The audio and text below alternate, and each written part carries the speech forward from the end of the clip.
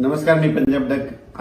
13 जूनच्या नंतर काय होईल राज्यामध्ये? आता हे जे आजपर्यंत जे थांबलेला पाऊस आहे 13 जून पासून परत राज्यामध्ये पावसाला सुरुवात होणार आहे। 13 जून नंतर जे पाऊस पडेल 13 ला पडेल, 14, 15, 16, 17, 18, 19 हे काय होईल? एक दिवस पडेल, पुन्हा दुसऱ्या दिवशी येणार नाही, तिसऱ्या दिवशी पडेल, चौथ्या दिवशी येणार नाही।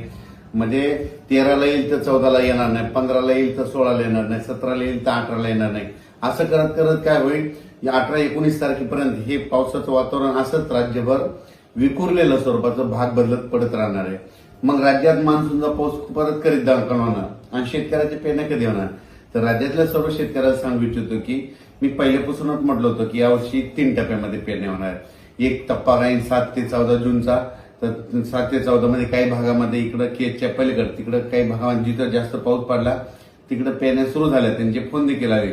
इकडे सातारा, सांगली, कोल्हापूरकडे देखील ते सोयाबीन तिकडे देखील काही भागामध्ये पेरण्या सुरू झाल्या, लागवडी सुरू झाल्या। पण काय झालं त्याच्यानंतर महाराष्ट्रामध्ये की आपल्याकडं महाराष्ट्रामध्ये पाऊस सगळीकडे पोहोचत नाही। मग राज्यातल्या शेतकऱ्याला सांगू इच्छितो की 3 टप्प्यामध्ये जे दुसरा टप्पा आहे तर जूनच्या शेवटच्या आठवड्यामध्ये 20 जून ते 30 जून मध्ये, म्हणजे 20 जून पासून ते 30 जूनच्या दरम्यान राज्यात एक पाऊस येणार आहे। पण तुम्हाला सांगतो ते मान्सूनचा पाऊस काय होतोय, दरवर्षी मुंबईकडून येतो, पण यावेळेस काय होईल शॉर्टकट मार्गाने इकडून नागपूरकडून काही येईल, इकडून कर्नाटककडून येईल, असा कर्नाटक तेलंगणातून येईल आणि त्याच्यामध्ये मात्र 20 जून ते 30 जून मध्ये एक दुसरा पेरणीचा टप्पा होईल, म्हणून हे लक्षात येतं। त्याच्यानंतर परत याच्यातून जर काही शेतकरी उरले तर परत एक तिसरा टप्पा पेरणीचा राहणार आहे आणि त्याच्यामध्ये तुम्हाला सांगतो 10 जुलै ते 15 जुलै, मग त्याच्यामध्ये राहिलेल्या सायलेल्यांच्या सगळ्याच्या पेरण्या त्याच्यामध्ये होतील। पण शेतकऱ्याला माझी विनंती की जमिनीमध्ये चांगली ओल असेल तरच पेरणीचा निर्णय घ्या, नसता पेरणी करू नका। कारण की 4 बोट 6 बोट ओलीव पेरणी केली तर ती आतापर्यंत फेल जाते, हे स्वतःचा देखील अनुभव आहे। म्हणून जमिनीमध्ये ईदवर ओल गेली त्यानंतर पेरणीचा निर्णय तुम्ही स्वतःचा घ्यायचा। आणि राज्यामध्ये मात्र 20 जून पासून म्हणजे 20 पासून काय होईल, बऱ्याच भागामध्ये पावसाला सुरुवात होईल। मग ते मान्सूनचाच पाऊस असेल 20च्या नंतर ते 21, 22, 23 जसं जसं ते जूनच्या शेवटच्या आठवडा येईल तसं मग काही भागामध्ये बऱ्याच ठिकाणी मान्सून दाखल होईल आणि त्याच्यामध्ये देखील एक पेरण्या होतील आणि त्याच्यामधून जर काही शेतकरी उरले तर 10 जुलै ते 15 जुलैमध्ये पेरण्या होतील, म्हणून हे लक्षात घ्यायचं।